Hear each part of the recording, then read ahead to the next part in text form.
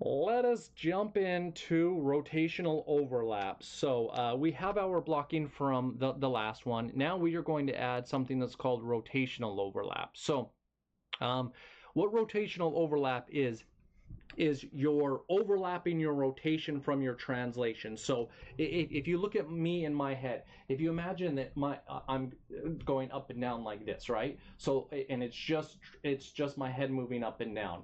Now if I add rotational overlap, what I'm going to do is I'm going to go vroom, vroom, like this, meaning like we'll first block it out to where it goes like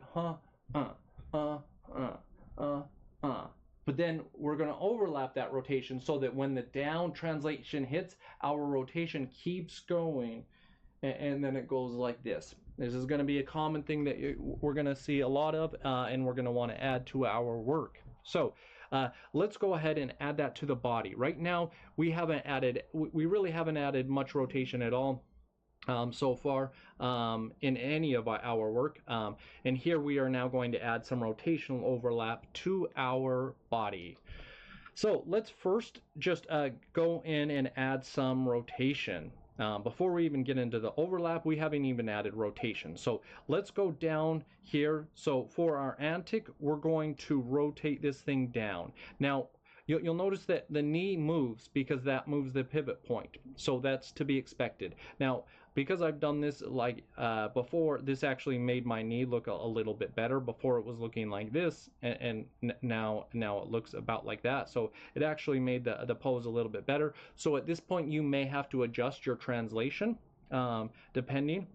So I'll go ahead and I'm going to rotate this down, right? So it's like I'm going to rotate it forward like this, and then you're going to go up like that. So we're going to see that rotate down. Then we're going to go to the high point, which is going to be 32, and we are going to rotate this up like actually we aren't.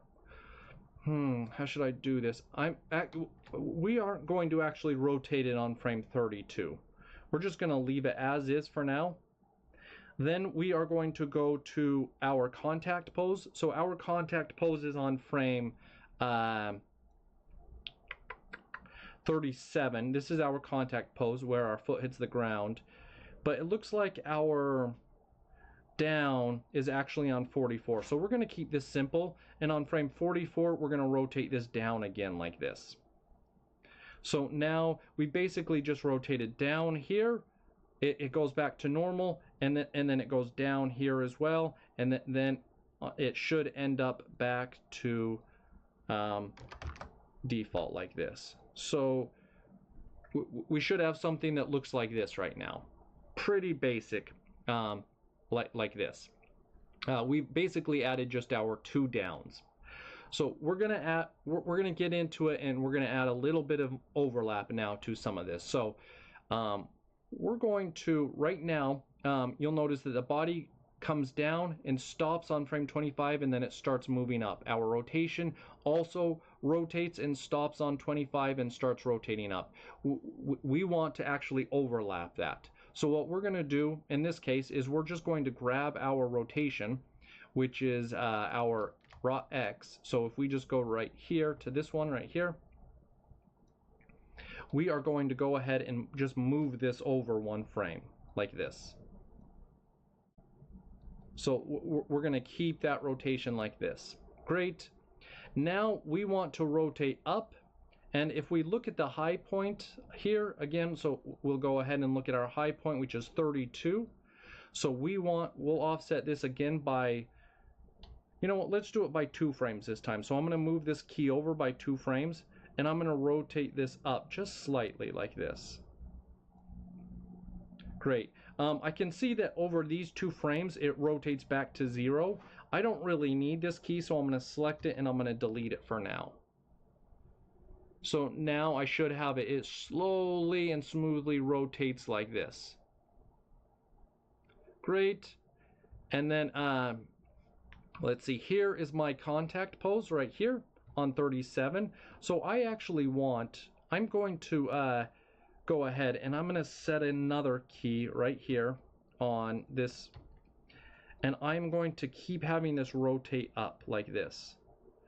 so that it's rotating up this whole time. So it goes, and then it rotates, and then here is where it's going to slowly start overlapping down. Now, I'm going to change the down point. So this is the down point.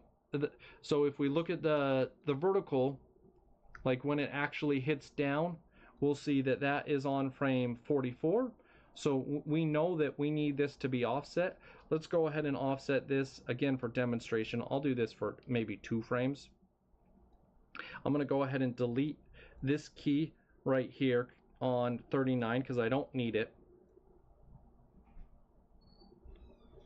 And this is what we want to see. Do you see how the ball is going down, but then changes direction and starts going up, but the rotation is still rotating down? This is what's important to see with rotational overlap. So this right here is a very good example of rotational overlap. This right there. Great. We could even, why don't we go ahead and offset the rotation up by 2 frames too, so it doesn't hit on the same frame. So now if we look, we can see that we have some rotational overlap where it lands. So now it goes, and that starts to add to the feeling of weight to this. And overall, I would say that that's looking pretty good what we have here. Great. So we have now our first jump with leggy. So we have it with rotational overlap. Overall, this is what I would say is looking pretty good. Spacing wise, this probably could be a little bit better. If I were looking at this, like this is probably a pretty big gap. I wonder if I can pull this a little bit closer. Let's see if, yeah. Yeah, looking pretty good. This, I would say that this is generally what I'm looking for each bounce. Make sure that for your subsequent bounces, the next bounce you're going to bounce up here. So this is going to be a bigger bounce, and then the next bounce you're going to bounce here. If you wanted to add another little bounce, you could, but that would be on you. We only need 3 bounces. And remember, what's important is that we add foot roll. So this right here, we make sure we get rid of that foot roll over this frame.